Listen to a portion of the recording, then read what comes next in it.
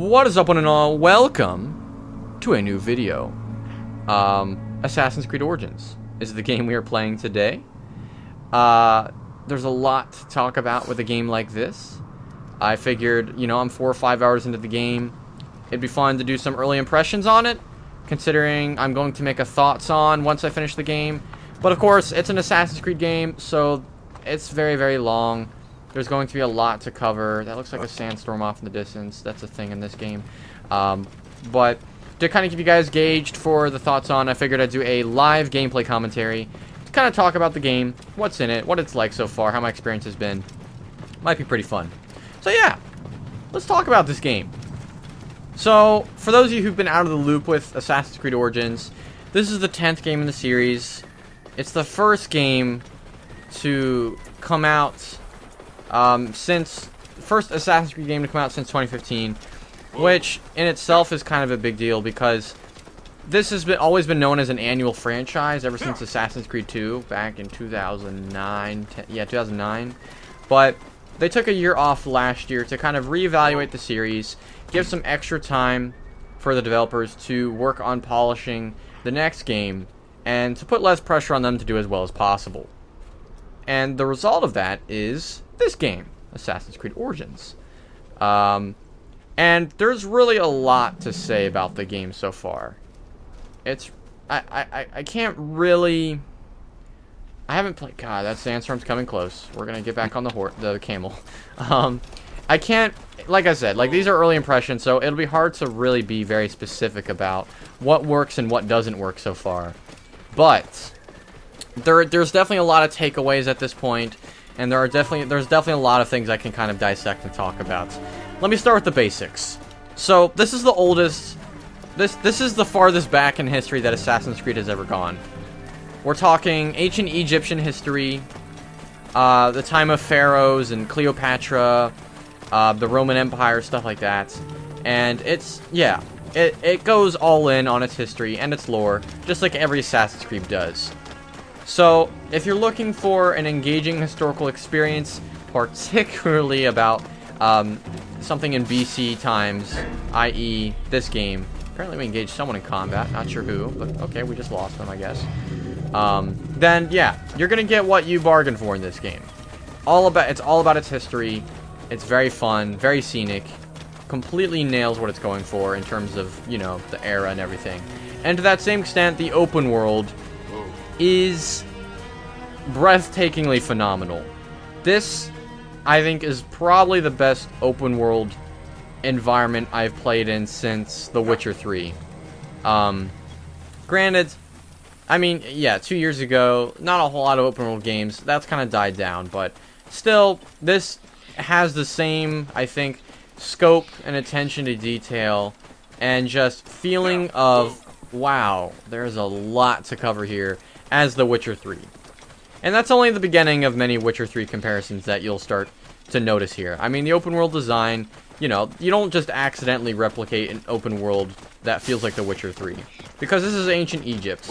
And to give you guys a specific visual of that, let's look at the map here. This is one area we're in right now. We probably started somewhere over here at the start of the video, maybe here. We somehow made it over here within, like, maybe 2-3 minutes. So that's pretty crazy. And this is just the top of the map as well. Because this map, the entire open world of this game is literally the country of Egypt. Pardon my French, but it's fucking huge. It's big. It's absolutely the biggest Assassin's Creed game. Perhaps maybe the biggest Ubisoft game ever made. Hard to say. Don't know how big Ghost Recon Wildlands is, but it's massive. Would not be surprised if this turned out being the biggest AAA open world game ever made, because it's, like I said, it's huge, and it works in tandem to that by, if you see something in the distance, you can probably go to it, you know, whereas I think in previous Assassin's Creed games, especially with cities and closed environments, you couldn't always do that. You know, what you saw right in front of you is what you could explore. Same philosophy here, just what you see in front of you is so much more than it's ever been before, and it feels pretty incredible. This world is always a joy personally to explore. Visually, it's incredible. The color palettes they chose for the trees, the sand, the skies, the water, the dirt, all of it is near perfect. Near perfect. I won't say perfect, but it's pretty great. It's visually pleasing to look at in that sense, and graphically, it's incredible, right? They've also done a really good things with draw distance here. Poppin', you can still notice it. If you look for poppin', you will see it. Look at the flowers, for instance. Look as far back as you can see in terms of the environment, and you will notice poppin'. Right there, you can see it.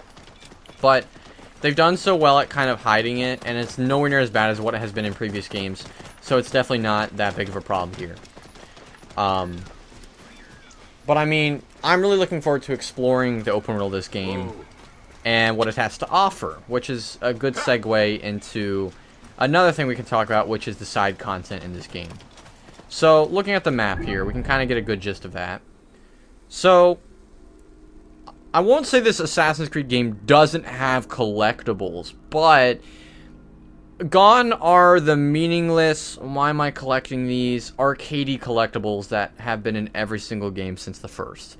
Gone are the feathers that you need to chase through trees, the animus fragments that are on random, you know, shanty islands in the Caribbean. Gone are the pressed flowers that you'd find on a bench in London.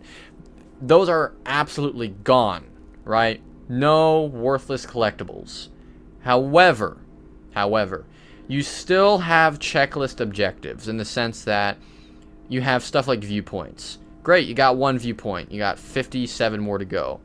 You know, great, you found this, I want to say like a star oasis thing. There's like a little oasis area in the game where you can go and you can kind of look at the sky and analyze different star patterns that the Egyptians perceive to be different gods.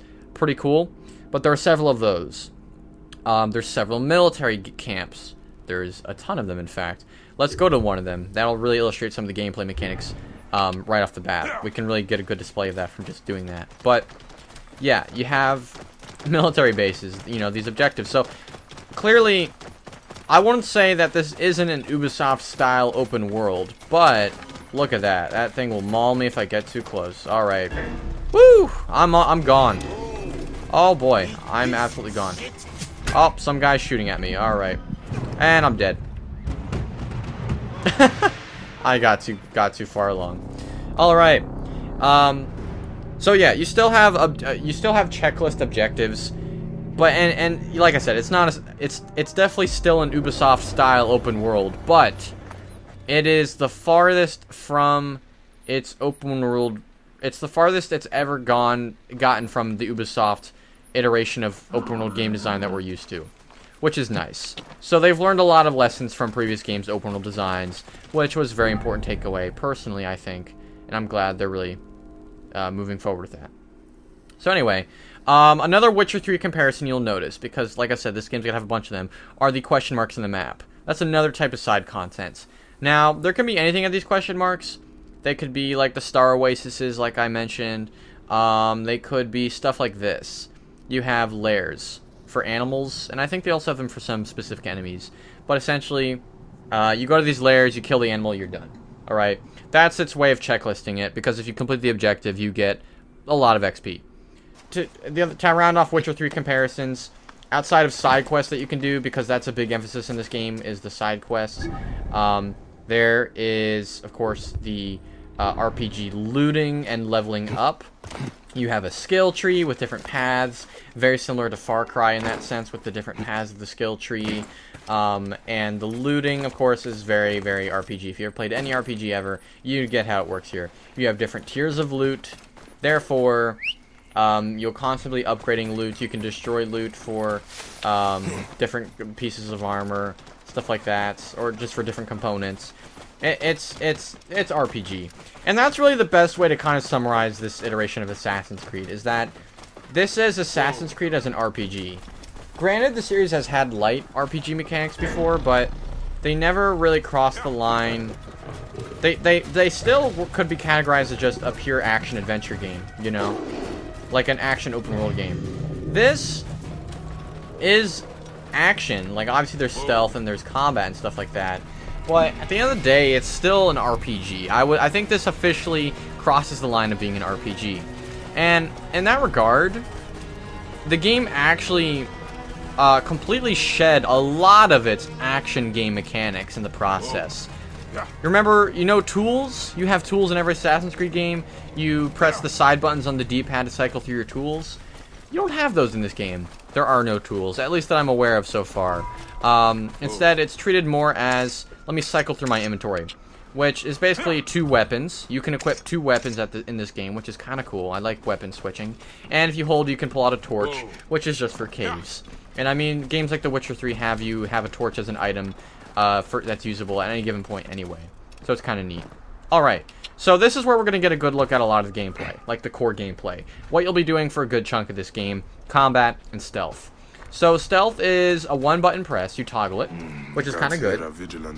I remember a time when I was flipping out that they added a stealth button to the series, and then that game turned out being mediocre, and then the game after that turned out being okay. So maybe this one kind of does it justice. I don't know. Anyway, side rant. You got 1 button for crouch, which I guess makes things really easy and convenient. I mean, I personally really like it. And you don't have eagle vision, but you do have an eagle. Meet Senu. So Senu is essentially player 2 of this game, right? You cannot beat this game without using Senu. I think before in Assassin's Creed you might be able to beat the game without eagle vision, but you can't do that here. You need Senu. Senu, this game is basically you play as Bayek, you play as Senu the eagle. Some people like to think of this as a drone eagle, and to kind of, I guess, minimize that feel, you could turn off the user interface that says the controls at the bottom. But really, to me, he feels just more like a second player. Like, really, I'm just, you know, I'm playing as Bayek and I'm playing as an eagle. So here's what you do here's the main thing you do as the eagle instead of flying around. Hold down left trigger, and you see that little, like, contextual clue there. Once the ring pops up, it'll increase in thickness once we get close to a secret in the area that wouldn't normally be marked. And when we eventually find it, boom, right there, we find one of the objectives. Now, there's also treasure here. That's what the line on the bottom there is indicating. It's somewhere around here. You see it's starting to get a little more narrow, starting to get a little more specific in its range. Boom, it's right there. Probably beneath the cave. So, yeah, we got it now. And that's really what Senu's good for. The other thing he's good for, hopefully I can switch to him again. He's still up there, too, by the way. Let's see if I can switch to him again. He's also good at marking enemies, if we see them. But because it's night, there's a high chance enemies might be sleeping here, which is freaking dope. Oh, there's one. And there's another one. So that's a cool thing about this game as well. As similar as it is to The Witcher 3, I'm also going to say that this game is heavily similar to Metal Gear Solid 5. The stealth in this game feels more like Metal Gear Solid 5 than it does Watch Dogs, to give you an idea. Because Watch Dogs takes a lot of notes from Assassin's Creed, this game took its notes from Metal Gear Solid 5. Which is fair and understandable, but it's just a departure. Now, that makes things a little more interesting, because now guards have rotations. Guards have certain responsibilities. You know, what they do isn't always the same. Depending on the time of the day, guards might interact differently. Sometimes guards can be sleeping, sometimes your target can be sleeping. It's very dynamic, and it definitely feels like a real world in that sense. Here, let's take this guy down. You saw that there, press Y to take down. We got our captain really easily, that's kind of cool. Pretty sure someone saw that, someone heard it. We're gonna climb back up. Oh yeah, can I just say this really quickly, because this is really important. I'm gonna pause to say it. That's a very weird position. Doggy style, Bayek, let's go. No, just kidding, don't repeat that at school, kids. Anyway, this is an interesting thing to cover because in previous games, even after Unity kind of addressed parkour in a big way, gave us an up button and a down button, and used movement as a general guide, like here's your sprint button, this is your up and your down. It still was kind of you still felt like Spider-Man. You just stuck to everything, right? Let me just say that I think this game finally fixed the parkour problem. Like, there's some things that this game tries to fix that it doesn't go all in on and doesn't end up affecting it. I think if there's anything that this game has fixed from its problems that it's had since the beginning is parkour. Assassin's Creed parkour is finally perfect. Can I just say that? There's no button to sprint, right? You just move forward on your toggle and you're automatically going full speed, right? Which I was not used to, and I'm still not used to it because it's just so different. Like, it's crazy. I've been playing this game for 5 hours, and I'm still, my finger is just like muscle memory wants to hit that back trigger button and run faster.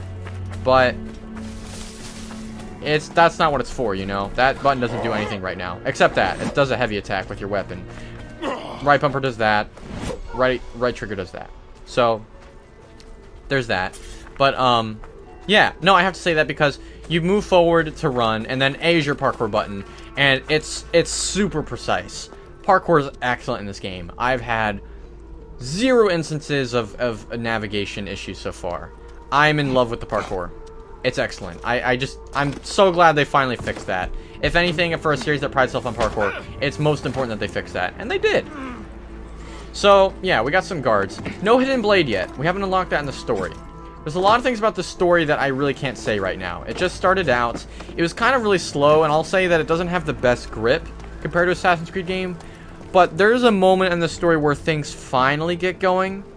And I'll just say when they do, they get going. It got me hyped to see where the story was going. So that's something I'll be able to discuss my thoughts on more clearly. But yeah. Now, let's do melee gameplay here. Let's demonstrate some of the melee gameplay with this guy. So you have a bow and arrow. Hold down left trigger. You can use it on the fly. You can use it in combat. You can use it in air. In fact, let's try something here I've never done before. Oh, I guess I can't do it yet. That's alright. We're not going to take him down. We're going to do this. Alright, so here's combat. We're just going to mope around here just to kind of demonstrate how it works mechanically. So, there's a lock-on. You see that? That's a lock-on.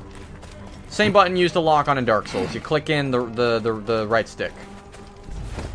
This ability I'm using right now is dodge. You hit X to dodge. I'm not a fan of the animation for it, and in general, this game has a lot of strange animations, which definitely bothers me, but I think it's something I'm going to get used to.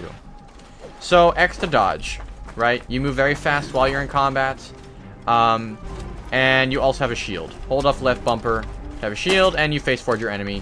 If they use a bow and arrow, if they shoot any arrows at you, your shield will automatically deflect it, unless they get you from a different angle.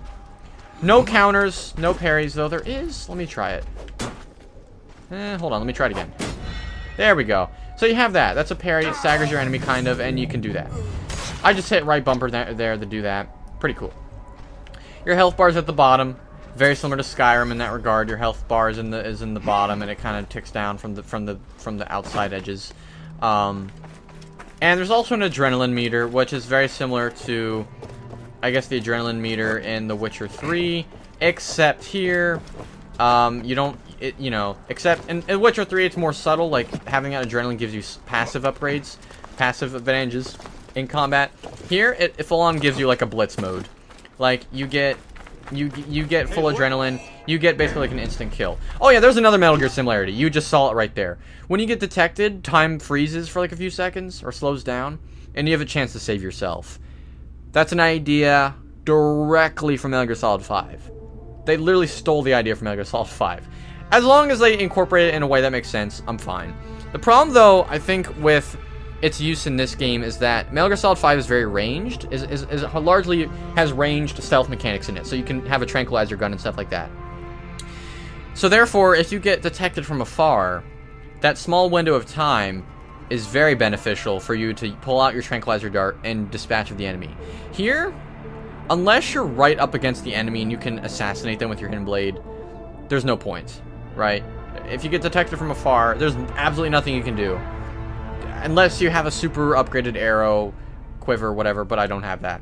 So, let's do a little more here. Let's do a little more combat. Let's try to use the bow and arrow this time. And ooh, we got 2 enemies, so this should be a little more interesting. So yeah, you gotta look for what the enemy's doing. He can dodge as well sometimes. Alright, we got one of them. Ooh. Ooh. Ooh, I'm blocking all the arrows right now. Let's go. Yeah, let's use the arrow like I said. This is a shotgun arrow, I think? Yeah, that was a shotgun arrow. There's different types of arrows. Some launch 5 at once. Some are hunter bows. They're more for killing animals. Some are pretty light. I think there's a couple stealth bows. It really depends. You can climb almost any environment in this game, by the way. If it looks like you can, even if it looks like you can't climb it, you can. Did you guys think I could climb that before I climbed up that wall? You probably not. But like I said, you can climb anything in this game. Look at that. You can climb virtually any surface. Alright. You guys want to go? Like I said, that window of time won't save you there. Unless you're right up against them. Let's get this guy. These guys are pretty easy.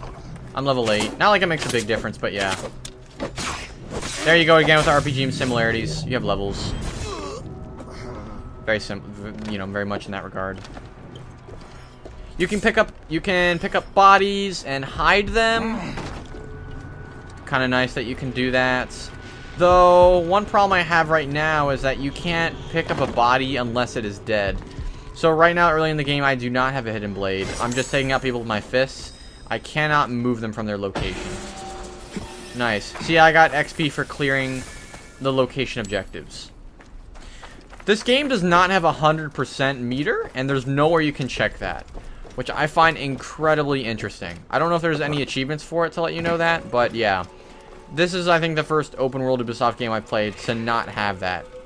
To not have... Oh, look at that. I catch on fire. No, out. He's catching on fire right now. There's a lot of attention to detail in this game. There's a lot of really cool attention to detail, like what just happened there. If you think you're going to catch on fire, you will. Whereas in previous games, you could literally stand in a fire and be fine. You see what I just did there? I ran my arrows through this, and now I have flaming shotgun arrow. Let's go. Right? Let's go.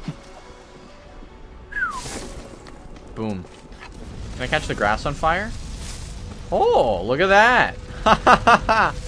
Yeah, so there you go. Like I said, this game does have a pretty impressive attention to detail. Especially for an Ubisoft game. It's clear... Ooh.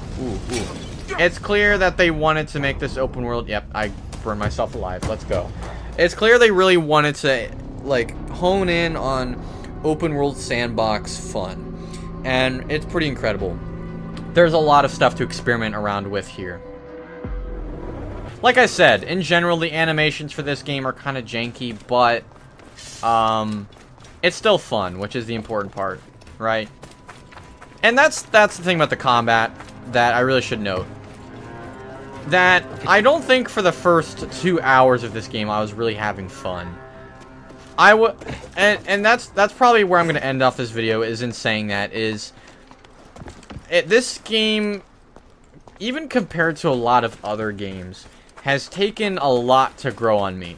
Like, I know some games don't get started until their 4th or 5th hour, and I mean, this could very well be a game like that for you, the player, but it's been so hard to grow on me because it's just such a departure from what Assassin's Creed has been about. On the surface, this looks just like Assassin's Creed, but it's in Egypt, right? The reality is that this is an RPG now, right? This isn't, we took a year off to make the best Assassin's Creed ever.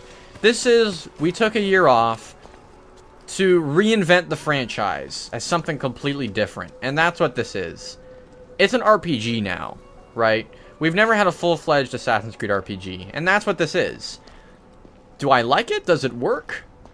So far, it seems that it's well made, but I don't know if I think it works. Because I think one of the problems of going full RPG like they just have is that the game kind of loses... The game has lost a lot of its identity in the process. You know, people know Assassin's Creed for these linear sprint, stay within range of the guy or you fail, you know, eavesdrop, you know, sit on benches, social stealth. But there is no social stealth in this game. Completely removed. No notoriety or any mechanics like that. It's essentially kind of just like Metal Gear Solid 5 meets The Witcher 3 with the parkour and lore of Assassin's Creed. And it's really curious, you know, it's just kind of strange. So, it's a mix that I will have to get used to, and I am getting used to, and I definitely enjoy it. Within the last hour of gameplay, not even today, but before when I was playing, like, in the previous day, like, on launch day, I had the most fun I had was in the last hour I was playing it. Leading up to that, it was so overwhelming, and the game kind of bombards you with all of its mechanics right away that it's really hard to take it all in, because there is so much of it. Here's some crafting materials, by the way. I mentioned these earlier. But I think if you're patient, right? If you're patient and you take you take your time, you let the game take its time to reveal itself, and let you, the player, kind of find your way in the world, you'll eventually get really in the swing of things, and you'll have a really fun time. Because the thing about RPGs, at least for me, that I've always enjoyed, is how much you can really sink your teeth into them. And that's something you'll definitely be able to do in this game. That's something this game absolutely promises. It's probably the most engaging open world in any Assassin's Creed because of its RPG mechanics, because of how much you can interact with the world. And in that regard, there's absolutely a lot to see and a lot to do. And it's a game that's going to keep you busy. What I'll be able to tell you guys about when I do my thoughts on is if I enjoyed how much it kept me busy and if I enjoyed the experience at the very end, all things considered. But for now, these are my early impressions of Assassin's Creed Origins, and I think I'm going to end off the video here. So I want to thank you all for watching. If you enjoyed this video, please rate, comment, and subscribe. Stay tuned, of course, for my thoughts on Assassin's Creed Origins. I don't know when it's going to come out. Probably I want to say at the earliest is going to be not next week, but the week after that.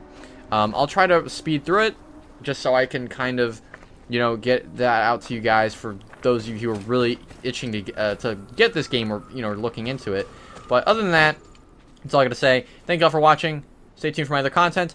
I'm streaming this game all week and weekend on Twitch. So if you want to see me play it, check it out. Lots of gameplay over on Twitch. And we'll be streaming the story. So yeah. And check out my narrative analysis of Black Flag while you're at it. I uploaded that very recently. I hope it gets more views. So I want to thank you all for watching. And I'll be seeing you all later. Peace out, fam. What a perfect way to end the video.